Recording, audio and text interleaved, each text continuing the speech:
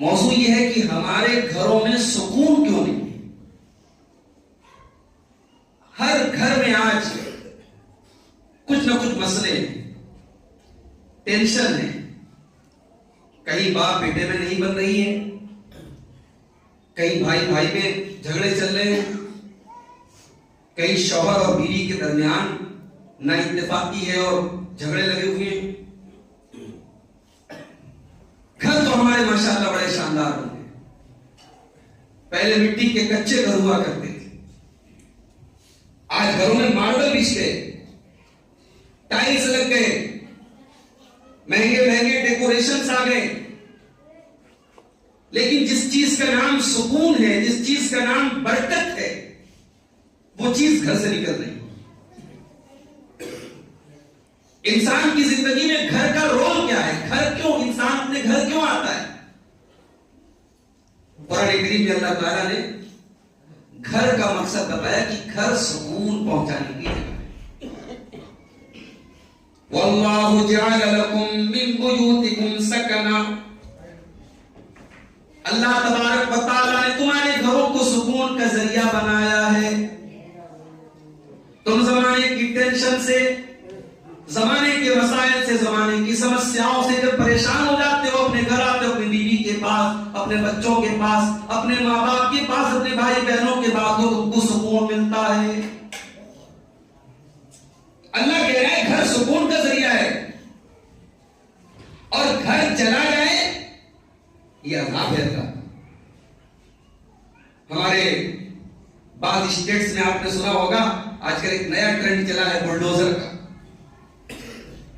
کسی کے اوپر کوئی الزام لگا، ابھی جرم ثابت بھی نہیں ہوا ہے، صرف الزام لگا کہ ہاں اس نے یہ کام کیا، فٹافٹ بلڈوزر چلتا ہے اور انسان کی گاڑی کمائی پل بھر میں ختم ہو جاتی ہے۔ یہ سزا دینے کا نیا طریقہ نکلا ہمارے ملک میں، یہ اسرائیل سے یہ طریقہ ہے، یہ یہودیوں کا خبیث طریقہ ہے۔ بھئی یہ کون سا انصاف ہے؟ یہ کون سا جسٹس ہے؟ یہ کون سا نیائے ہے کہ جرم اگر کسی ایک انسان نے کیا ہے، ابھی اس بحث کو چھوڑ دیجئے کہ اس نے جرم کیا بھی ہے کہ نہیں کیا ہے۔ 1993 کے ایک کیس میں کل عدالت نے ایک صاحب کو بری کیا ہے، آج 2024 چل رہا ہے، 93 سے 2003، 2003 سے 2013، 2013 سے 2023، 24، 31 سال کا ٹائم گزر گیا۔ 31 ایئرز، 31 سال اپنی پوری جوانی ایک شخص نے جیل کی کال کوٹری میں گزار دی، اور جج صاحب کہتے صاحب ثبوت نہیں ملا ان کے خلاف، ان کو بری کیا جاتا ہے۔ اس انسان کی زندگی کے 31 سال دنیا کی کوئی عدالت لوٹا پائے؟ اس کے بچوں پر جو داغ لگا ہوگا کہ اس کا باپ مجرم ہے، اس کے باپ کو سزا ہوئی ہے، اس کے بچوں کو وہ عزت، اس کے گھر والوں کو عزت کون لا کے دے گا؟ ہم مسلمان اس ملک کی نیائے ویوستھا پر، اس ملک کے جوڈیشری سسٹم پر ہم یقین رکھتے ہیں۔ ہم نے کبھی بھی اس ملک کی عدالتوں کو گالی نہیں دی، ہم نے اس ملک کے کبھی انصاف پر قانون نہیں اٹھایا ہے، مگر انصاف کی طرح ہونا چاہیے میرے بھائی۔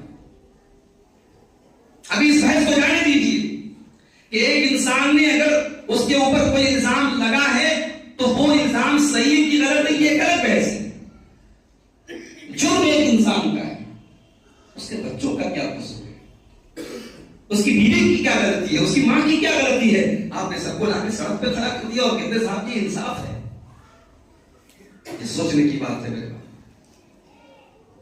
1400 سال پہلے مدینہ کے اندر یہودیوں کا ایک قبیلہ رہتا تھا، اس قبیلے نے مسلمانوں کے ساتھ غداری کی، جنگ کا موقع آیا مسلمانوں کے دشمنوں کا سپورٹ کیا، جبکہ انہوں نے ایگریمنٹ کیا تھا اللہ کے نبی کے ساتھ کہ جب بھی مدینہ پر حملہ ہوگا ہم مسلمانوں کا سپورٹ کریں گے، مسلمانوں کی مدد کریں گے۔ انہوں نے اس ایگریمنٹ کو توڑ دیا، غداری کی، اور غداری کی سزائے موت ہے۔ اللہ کے نبی نے حکم دیا کہ ان کو ان کے گھروں سے نکال دیا جائے۔ یہودیوں کو ان کے گھر سے نکال دیا گیا کہ چلو یہاں سے تم نے ہمارے ساتھ غداری کی، ہماری جان کے لالے پڑ گئے، تم نکلو یہاں سے۔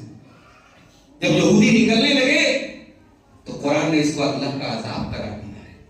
قرآن کا 28واں پارہ اٹھائیے، وَالَّذِي أَخْرَجَ الَّذِينَ كَفَرُوا مِنْ أَهْلِ الكتاب من ديارهم لأول الحشر. اللہ کی ذات ہے جس نے اہل کتاب کے کافروں کو یہودیوں کے ان کے گھروں سے نکالا. اور اے مسلمانوں تم یہ سمجھتے نہیں تھے کہ کبھی اپنے قلعوں سے اپنے محلوں سے یہ نکل کر کے جا سکتے ہیں, لیکن آج اللہ تعالیٰ نے ایسے حالات پیدا کر ان کو اپنے گھروں سے نکلنا پڑ رہا ہے. اور جب وہ یہودی اپنے گھروں سے نکلنے لگے, اپنے دروازوں کو توڑ کر کے جانے لگے, اپنی کھڑکیوں کو توڑ کر کے جانے لگے, اپنے گھر کا سارا سامان لے کر کے جانے لگے, جس گھر کو انہوں نے بڑے مشکل سے بنایا تھا آج اس گھر کو توڑ کے جانے لگے. اللہ فرماتا ہے یخربون بیوتہم بأیدیہم وأیدی المؤمنین. میرے بندو ذرا دیکھو ہمارا عذاب کیسے آتا ہے. جب ہمارا عذاب آتا ہے تو جس گھر کو انسان بڑی محنت سے سجوتا ہے, سنوارتا ہے, بناتا ہے, اسی گھر کو اپنے ہاتھوں سے بگاڑ کے جا رہا ہے. یخربون بیوتہم بأیدیہم, اپنے گھروں کو توڑ کر کے برباد کر کے یہودی جا رہے ہیں. تو گھر میرے بھائی ہماری زندگی میں بڑا اہم رول ادا کرتا ہے. گھر میں ہمیں سکون ملتا ہے. انسان دنیا کے کسی کونے میں چلا جائے لیکن اس کو جو سکون اپنے گھر کے چار دیواری کے اندر ملتا ہے وہ کہیں نہیں ملتا ہے. وہ 5 اسٹار ہوٹل میں جا کے رہنے لگے, وہ دبئی اور سعودی جیسے شہروں میں جا کر کے رہنے لگے, لیکن اسے اپنی ماں کے ہاتھوں کی روٹی, اپنے بچوں کی مسکراہٹ, اپنی بیوی کا پیار بھرا لہجہ, اپنے گھر کا کے رشتوں کی مٹھاس وہ ہمیشہ یاد آتی ہے. تو آج سوال یہ کہ ہمارے گھروں میں یہ سکون کیوں نہیں ہے؟ اس پر آج ہم جمعہ کے خطبے میں مختصر وقت میں آنے روشنی ڈالیں. دیکھو بھائی, گھر کی بنیاد کس چیز پر ہے پہلے آپ یہ سمجھو. آپ نے گھر بنایا کس پیسے سے آپ نے بنایا؟ کہیں ایسا تو نہیں کہ کسی کا حق مار کے آپ نے گھر بنایا.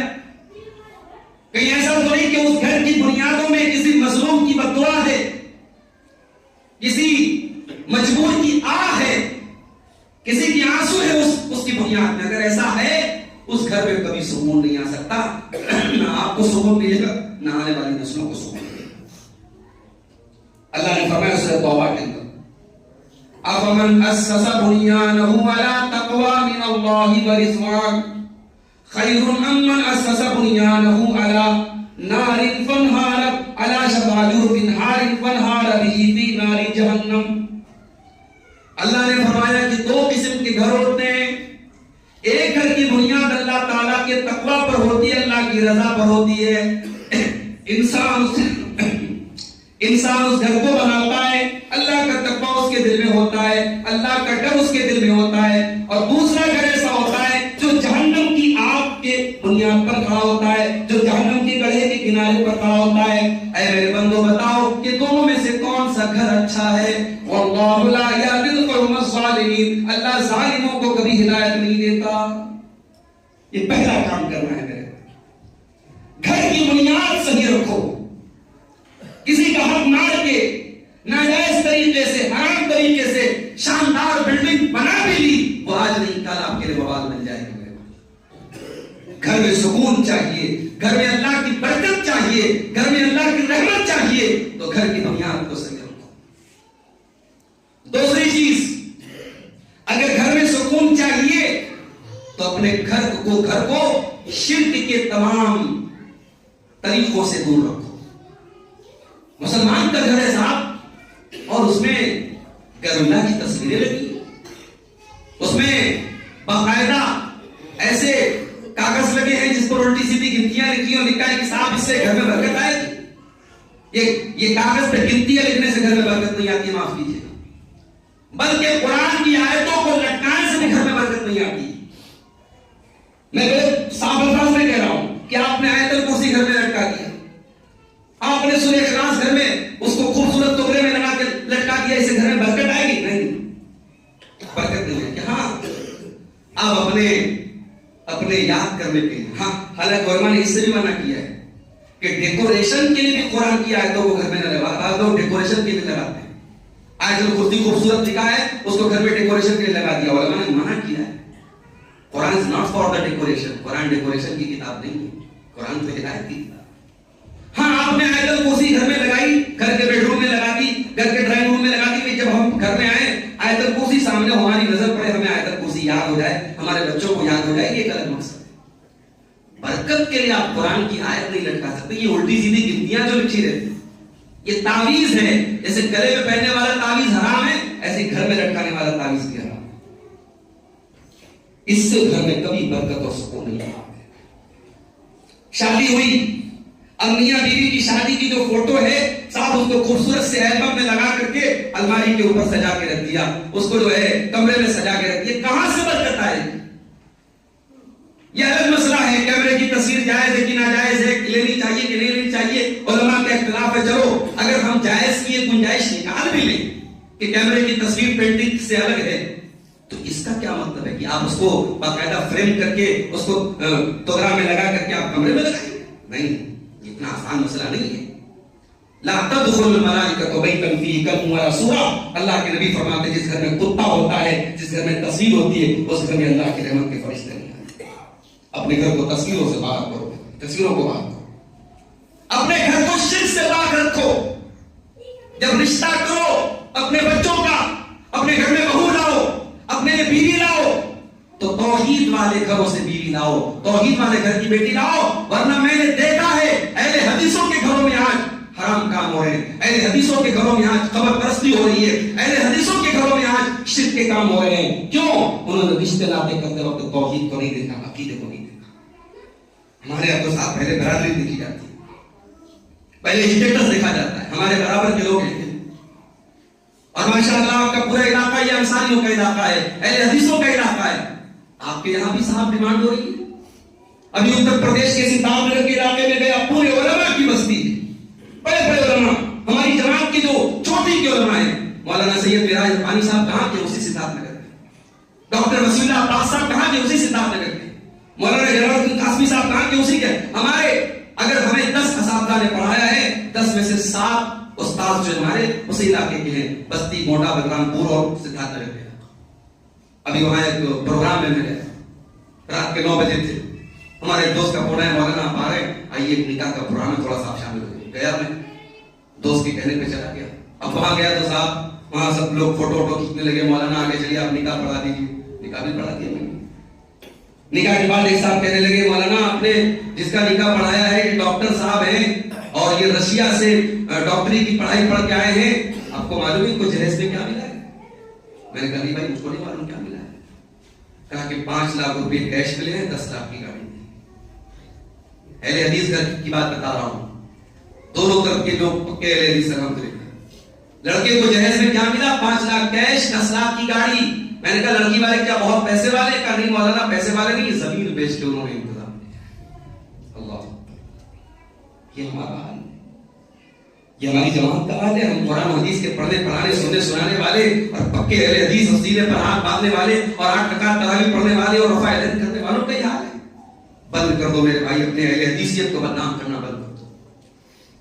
اللہ تعالیٰ کے یہاں آپ ان سنتوں پر عمل کر کے بچ نہیں جائیں گے کہ یہ جہیز نام کا ناسور آپ کے گھروں میں پایا جائے گا۔ جس شادی کی بنیاد لالچ پر ہو، جس رشتے کی بنیاد حرام چیزوں پر ہو، اس رشتے میں برکت کہاں سے آئے گی؟ نہیں آ سکتی میرے پیارے بھائیوں، اس گھر میں سکون نہیں آ سکتا۔ اپنی شادیوں کو صحیح کرو میرے بھائی۔ جیسے نماز میں چنتا کرتے ہو میری نماز سنت کے مطابق ہے کہ نہیں، جیسے ہمارے عبادت کے بارے میں فکر کرتے ہو میری عبادت سنت کے مطابق ہے کہ نہیں ہے، اپنی شادی بیاہ کو بھی سنت کے مطابق کرو میرے عزیزوں میرے بھائی۔ اللہ کے نبی فرماتے ہیں تنکح المرأۃ لأربع لمالها ولحسبها ولجمالها ولدینها۔ جب کسی لڑکی کا نکاح ہوتا ہے تو 4 چیزیں اس کے اندر دیکھی جاتی ہیں، مال دیکھا جاتا ہے، خاندان دیکھا جاتا ہے، خوبصورتی دیکھی جاتی ہے اور دینداری دیکھی جاتی ہے۔ آپ نے فرمایا فاظفر بذات الدین، تم دیندار عورت کو اپنے گھر میں لے کے آ جاؤ، کامیاب ہو جاؤ گے۔ دینداری کون دیکھتا ہے بھائی؟ کتنے لوگوں کو میں نے دیکھا، رشتہ دیکھنے گئے، لڑکی اچھی ہے، پڑھی لکھی ہے، عالمہ ہے، دیندار ہے، سب کچھ ہے، گھر آ کے عورتوں کا کمنٹ ہوتا ہے کہ صاحب لڑکی بہت اچھی ہے لیکن گھر بہت چھوٹا ہے، گھر والے زیادہ مضبوط نہیں ہے، زیادہ کچھ ملے گا نہیں۔ یہ سوچ ہے ہماری، یہ سوچ، اگر یہ سوچ کر کے آپ رشتہ کر رہے ہیں، معاف کیجیے گا اس گھر میں سکون نہیں آ سکتا، اس گھر میں اللہ کی رحمت نہیں آ سکتی۔ گھر میں سکون چاہیے تو گھر والی نیک ہونا بہت ضروری ہے میرے بھائی. گھر میں ہم وہاں بہت کم ٹائم گزارتے ہیں. ہماری عورتیں, ہمارے گھروں کی جو عورتیں ہوتی ہیں ان کا زیادہ ٹائم گھر میں گزرتا ہے. اگر عورت دیندار ہو, عورت نیک ہو, عورت نمازی ہو, عورت پردے دار ہو, عورت دین سے محبت کرنے والی ہو, اس گھر کا کیا کہنا, اس گھر میں سکون ہی سکون ہوگا, اس گھر میں رحمت ہی رحمت ہوگی. اپنے گھروں کے اندر اگر سکون لانا ہے, دیندار عورت کو بیوی بنا کے لاؤ, دیندار عورت کو بہو بنا کے لاؤ. اور اس کا الٹا بھی ہے, اپنی لڑکیوں کو جھوٹ مت دو, کسی شرابی کے حوالے مت کر دو. جس بیٹی کو بچپن سے لے کے جوانی تک پالا ہے, جس کا ہر شوق اور ارمان پورا کیا, آج کسی شرابی, کسی زانی, کسی بدکار, کسی حرام خور کے حوالے کر دو. اور بعض لوگ کہتے ہیں صاحب ہماری بیٹیاں صداقت لیں گی. کیا گارنٹی ہے اس کا کہ آپ کی بیٹیاں صداقت لیں گی؟ یہ بھی تو ہو سکتا ہے کہ وہ نہ صداقت پائے اور وہ شرابی کل آپ کی بیٹی کو بھی شرابی بنا دے, آپ کی بیٹی پر ظلم و ستم کرے. ان پھول سی بچیوں کو میرے بھائی, ان کو جہنم کی آگ میں مت جھونکو میرے بھائی. جن بچیوں سے تم محبت کرتے ہو, جن بیٹیوں سے پیار کرتے ہو, بچیاں ہاسٹل میں رہتی ہے, ماں باپ کو چنتا رہتی ہے میری بیٹی کیا کھا رہی ہے, میری بیٹی کیسے سو رہی ہے. ہر ہفتے باپ جاتا ہے بیٹی سے ملنے کے لیے, بیٹی کی حال چال لیتا ہے, بیٹی کو نئے کپڑے لا کے دیتا ہے. اس بیٹی کو کسی غلط آدمی کے حوالے مت کرو میرے بھائی. دینداری, دیندار داماد کو اپنی بیٹی دو. اللہ کے نبی فرماتے ہیں اذا خطب الیکم ممن ترضون دینہ وخلقہ, جب تمہاری بیٹیوں کے لیے ایسا رشتہ ہے, لڑکا دیندار ہے, لڑکا اچھے اخلاق والا ہے, فزوجوہ, تو گھر بار دیکھ کر کے, اس کی کمائی کچھ کم ہے یہ دیکھ کر کے رشتے کو ٹھکرا مت دو, بلکہ نکاح کر دو. دینداری کو دیکھ کر کے نکاح کر دو.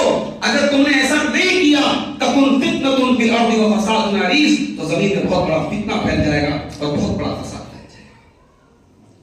تو داماد بھی آپ کا دیندار ہو اور آپ کی بہو بھی دیندار ہو, تب جا کر کے گھر میں سکون آئے. گھر میں اگر سکون چاہیے, میاں بیوی ایک دوسرے کی ضرورتوں کو سمجھے. بعض عورتوں کو دیکھا کہ صاحب بڑی نیک ہے, آپ کے علاقے میں کہیں بھی جلسہ ہے, نیما میں ہے, لالمٹیا میں ہے, کدوا میں کہیں بھی جلسہ ہے, ماشاءاللہ لڑکے پردوں کو لے کر کے, نقاب پہن کر کے نکل کے جلسے میں, بہت شوقین ہے ماشاءاللہ. علماء کی تقریر بڑے غور سے سنتی ہیں, موبائل پر بھری ہوتی تقریر, بہت اچھی بات ہے.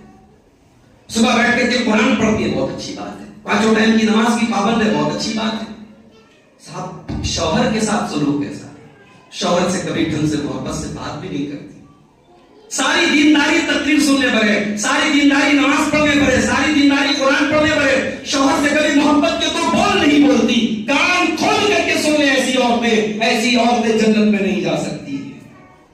جنت میں جانے کے لیے ایک شادی شدہ عورت کو اپنے شوہر کے جذبات کا, اس کے احساسات کا, اس کی فیلنگز کا, اس کے ایموشن کا خیال بھی کرنا پڑے گا. اپنے شوہر کو خوش کرنا پڑے گا, اپنے شوہر کی بات ماننی پڑے گی. اللہ کے نبی کے پاس ایک عورت آتی ہے کسی کام سے, اللہ کے نبی پوچھتے ہیں کہ کیا تمہاری شادی ہو گئی ہے؟ اس نے کہا ہے اللہ کے نبی میری شادی ہو گئی ہے. آپ نے فرمایا کہ تم اپنے شوہر کے ساتھ کیسا سلوک کرتی ہو؟ کہتی ہے ما آلوہ الا خیرا, اے اللہ کے نبی میں اپنے شوہر کے ساتھ ہر طریقے سے اچھا سلوک کرتی ہوں, کوئی کمی نہیں کرتی ہوں. اللہ کے نبی نے فرمایا دیکھو فانظری اینما انت منہ فانما هو جنتک ونارک, دیکھو تمہارا شوہر تمہاری جنت بھی ہے اور تمہارا شوہر تمہاری جہنم بھی ہے. اگر تم نے اس کی حق تلفی کی تو تمہارا شوہر تمہارے لیے جہنم بن جائے.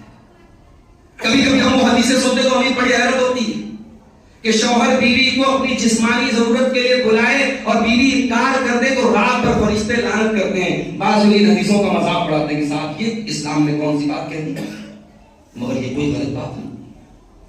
ایک شادی شدہ مرد اور عورت ایک دوسرے کے ساتھ فزیکلی بھی اٹیچ ہوتے ہیں اور ایک دوسرے کی ضرورتیں ان کے ساتھ جڑی ہوتی ہیں. شوہر گھر میں آیا ہے اور شوہر اگر بیوی اپنے شوہر کے جذبات اور اس کے احساسات کا خیال نہیں کرتی ہے, یقین رکھو میرے بھائی وہ گھر ایک نہ ایک دن برباد.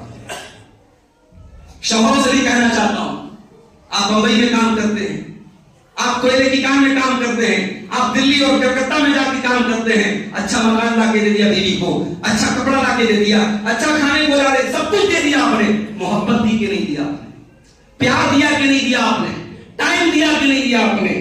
آج ایکسٹرا میریٹل افیئر سماج میں بڑی تیزی سے بڑھ رہے ہیں. شادی شدہ عورت کے کسی غیر مرد کے ساتھ تعلقات پنپ رہے ہیں, شادی شدہ مرد کے کسی غیر عورت کے ساتھ تعلقات پنپ رہے ہیں. کیوں پنپ رہے ہیں؟ اگر آپ اس کی ریزن جا کے پتا کرو گے, اس کی وجہ جا کے پتا کرو گے, شوہر بیوی کو ٹائم نہیں دیتا ہے. شوہر کما رہا ہے, شوہر بڑی محنت کر رہا ہے, بیوی کے لیے ٹائم نہیں ہے اس کے پاس. بیوی گھر کا سارا کام کر رہی ہے, شوہر سے محبت محبت کے دو بول نہیں بولتی ہے. نہیں میرے بھائی، یہ میاں بیوی کا رشتہ کوئی نارمل رشتہ نہیں ہے کہ مل لیے نہیں ملے تو کوئی بات نہیں، وہ ادھر منہ گھما کے سو گیا، وہ ادھر منہ گھما کے سو گیا. بڑی محبت کا رشتہ ہے، بڑے پیار کا رشتہ ہے، بڑی قربت کا رشتہ ہے. اس لیے میاں بیوی ایک دوسرے کے جذبات کا خیال کریں. اللہ کے نبی سے پوچھا گیا، اے اللہ کے نبی سب سے بہترین عورت کون سی ہے؟ آپ نے فرمایا التی تسرہ اذا نظر. بہترین عورت وہ ہے شوہر دیکھے تو خوش ہو جائے. ہائے ہائے، عورت ہو تو ایسی ہو، بیوی ہو تو ایسی. ہمارے عورتیں ماشاءاللہ جلسے میں جائیں تو پھر دیکھیے ان کے بناؤ سنگار، شادی میں جائیں پھر دیکھیے کتنا سج دھج کے جاتی ہیں، کسی مائکے میں جانا ہو، کسی بہن کے گھر جانا ہو پھر دیکھیے کتنا بن سمجھ کے جاتی ہیں. اور صاحب شوہر گھر میں آتا ہے تو نہ ڈھنگ کے کپڑے پہنتی ہیں، نہ چہرے کو قاعدے سے صاف تک کرتی ہیں، بدن سے وہی پسینے کی مہک، بدن سے وہی مسالے کی بدبو، بدن سے وہی جو ہے وہی پرانے کپڑے میرے کچیلے. اور صاحب اس کے بعد بیوی کہتی ہے میرا شوہر میری بات نہیں مانتا، میرے شوہر مجھے محبت سے دیکھتے. کیوں دیکھے گا بھائی تجھے؟ وہ کیوں دیکھے گا؟ وہ گھر سے نکلتا ہے ہر طرف بے حیائی کا منظر ہے، ہر طرف جو ہے عورتیں بن سمر کر کے آدھے ادھورے کپڑے پہن کر کے روڈوں پر گھوم رہی ہیں، اور تو اپنے شوہر کے لیے جو ہے سجنا سورنا تک نہیں چاہتی ہے، اور تو یہ چاہتی ہے کہ تیرا شوہر جو ہے وہ ہمیشہ دن رات تجھے دیکھتا رہے اور دھوتا رہے. کیسے پاسبل ہے؟ اس لیے اللہ کے نبی نے بہترین عورت کی نشانی بتائی کہ شوہر دیکھے تو خوش ہو جائے. وہ توتی ہوئی اذا، اور شوہر جب کوئی حکم دے تو بیوی مانے. بیوی اگر منوانا جانتی ہے تو بیوی ماننا بھی سیکھے. شادی کا موقع آیا، مارکیٹ گئی شوہر کے ساتھ، کپڑا پسند آیا، کپڑا مہنگا ہے، کہتی ہے دلا دو نا. شوہر بیچارہ جانتا ہے کہ میری سیلری میرا پیسہ الاؤ نہیں کر رہا ہے، میرا بجٹ الاؤ نہیں کر رہا ہے. بیوی کی محبت میں کہتے چلو دلا دیتے. شوہر اپنی ضرورتوں کو سمیٹ لیتا ہے، کچھ لوگوں سے قرضے لے لیتا ہے، بیوی کا ارمان پورا کرتا ہے. جو بیوی اپنے شوہر سے اپنے شوق منوانا جانتی ہے، کیا وقت پڑنے پر اپنے شوہر کی بات تک نہیں مانے گی؟ اور توتی ہوئی اگر بیوی کی ذمہ داری ہے شوہر کی بات مانے. ولا تخالفه في نفسه وماله ما يكره، اور شوہر کی غیر موجودگی میں اپنی آبرو کی حفاظت کرے. کسی منچلے کو یہ موقع نہ دے کہ اس سے کھل کر کے باتیں کرے، کسی بدتمیز کو یہ موقع نہ دے شوہر گھر میں نہیں ہے تو اس کے اوپر غلط نگاہیں ڈال لے. اتنا سختی سے جواب دے کہ جو نگاہیں غلط انداز میں پڑے وہ واپس چلی جائیں. جس کے دل میں امیدوں کا کوئی پودا ابھرنے کی کوشش کرے وہ وہیں پہ بیٹھ جائے اور انسان کو احساس ہو جائے نہیں صاحب یہاں میری دال نہیں کر سکتی ہے، یہ لڑکی اپنے شوہر کے لیے بہت قائل ہے، یہ عورت اپنے شوہر کے لیے بہت جو ہے وفادار ہے. یہ ہونا چاہیے. اس کا الٹا دیکھ لیجیے آپ. اللہ کے نبی سے صحابی نے پوچھا اے اللہ کے نبی بیوی کا حق کیا ہے ہمارے اوپر؟ آج کوئی شوہر یہ نہیں پوچھے گا. میں کہیں بھی جاتا ہوں تو لوگ کہتے ہیں مولوی صاحب ذرا عورتوں پر تشریح کر دیجیے. مردوں کی طرف سے یہ آتا ہے عورتوں کے لیے تشریح کر دیجیے، عورتوں کی طرف سے یہ آتا ہے تھوڑا مردوں کو سمجھا دیجیے.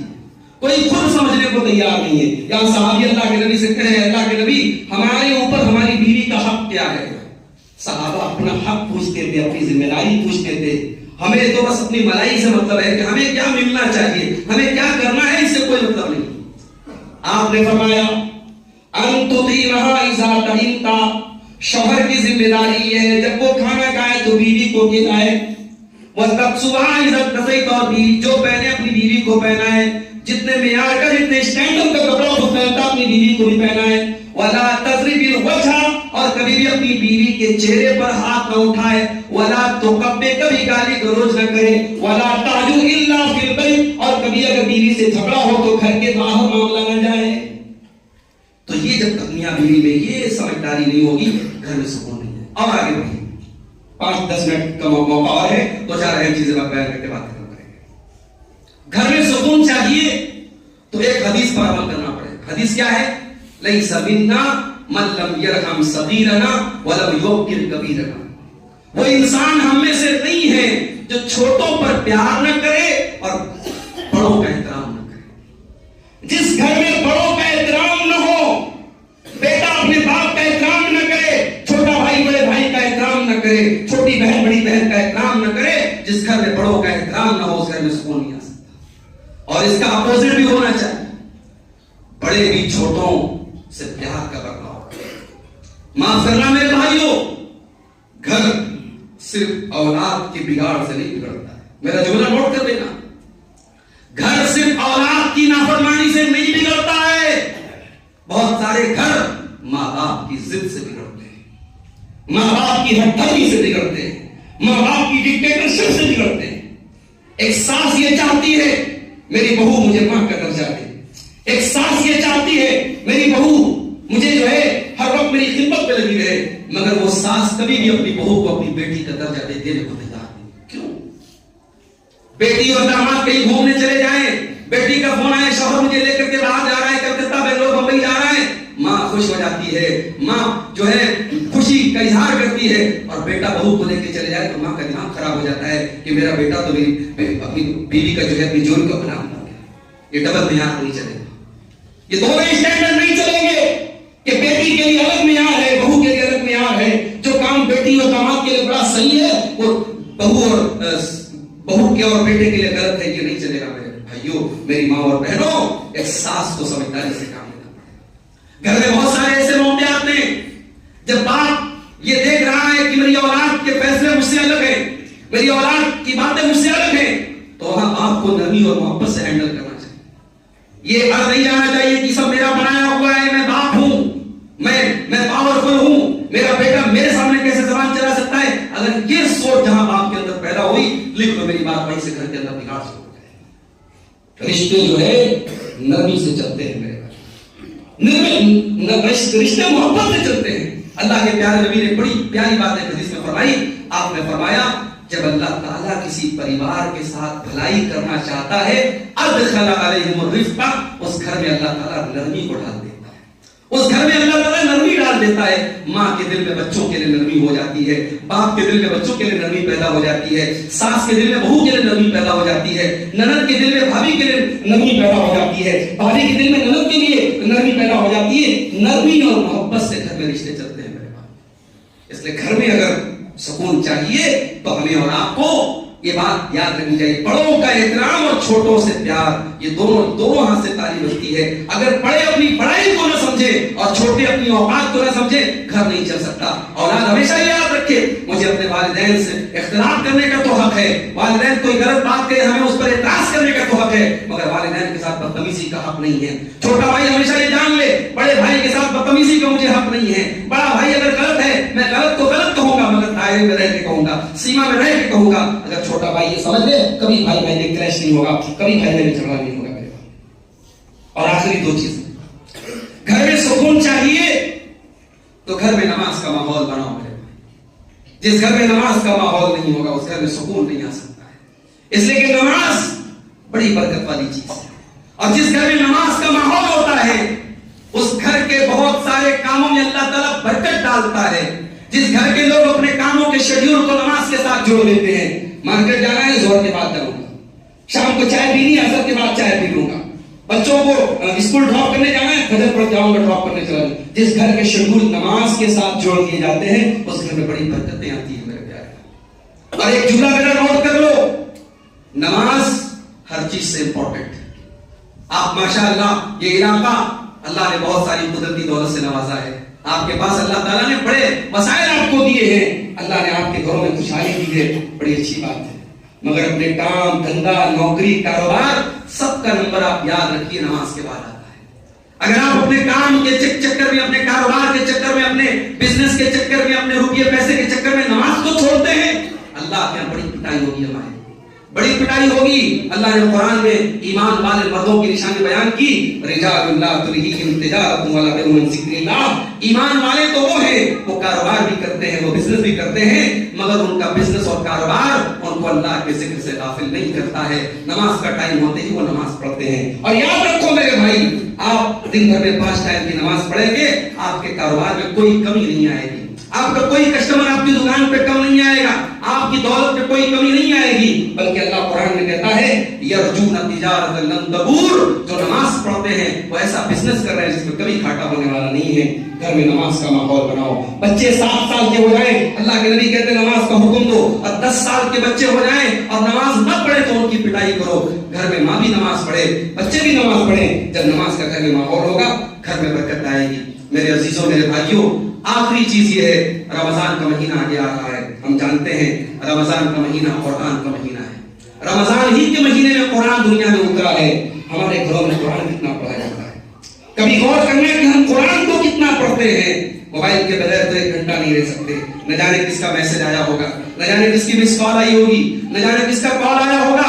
کبھی غور کرنا، قرآن بھی تو اللہ کا میسج ہے، قرآن بھی تو اللہ کا پیغام ہے. اس قرآن کو چھوڑ کے بیٹھے ہو، قرآن کو لپیٹ کے الماری میں رکھ دیا ہے، سال بھر قرآن کو کھولنے کی نوبت نہیں آتی.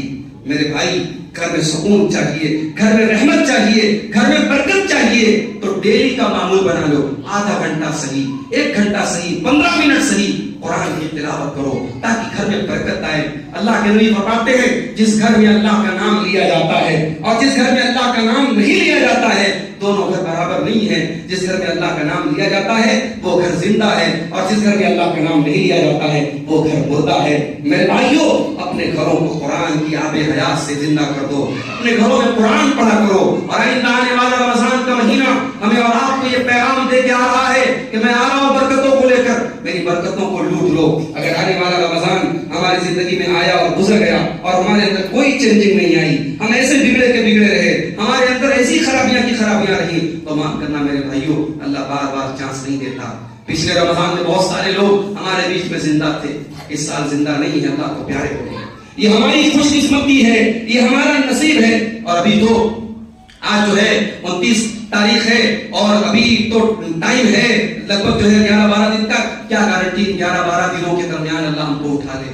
تو میرے بھائی، اگر ہمیں اور اللہ تعالیٰ ہمیں اور آپ کو چانس دے رہا ہے، ایک اور رمضان ہماری زندگی میں آ رہا ہے، تو سمجھو اللہ ہم سے خوش ہے، اللہ ہم سے خوش ہے. اور اللہ آپ کو موقع دے رہا ہے کہ میرے بندے، ہم تجھے مغفرت کروانے کا، اپنی بخشش کروانے کا ایک چانس اور دے رہے ہیں. آئیے میرے بھائی، ہم دعا کریں اللہ سے، اللہ آنے والے رمضان کو ہمارے زندگی میں خیر و برکت کا سرچشمہ بنا دے. اللہ ہمارے گھروں میں سکون پیدا فرما دے، ہمارے رشتوں میں محبت پیدا فرما دے. گھروں میں جو جھگڑے ہیں، گھروں میں جو نا چاہتی ہے، گاؤں میں جو نا اتفاقی ہے، اور عوام کے درمیان میں جو دلوں میں دوری ہے، اللہ تعالیٰ ان کو اختلافات کو ختم کر کے ہمارے دلوں میں اتحاد پیدا فرما دے. رب العالمین ایک دوسرے کے خلاف جو شکوے اور شکایتیں ہیں، جو دلوں میں بغض اور عداوت ہے، اس کو ختم کر کے مل جل کر کے سیسا پلائی ہوئی دیوار بن کر کے اللہ اپنے دین کا کام کرنے کی ہم سب کو توفیق عطا فرمائے. اللہ ہمیں اپنے علماء کی قدر کرنے کی توفیق دے. اللہ تعالیٰ ہمیں اپنے علماء کی ضرورتوں کا خیال کرنے کی توفیق دے. رب العالمین ہمارے مال میں برکت دے. جو ہمیں بیمار ہے اللہ ان کو شفا عطا فرمائے،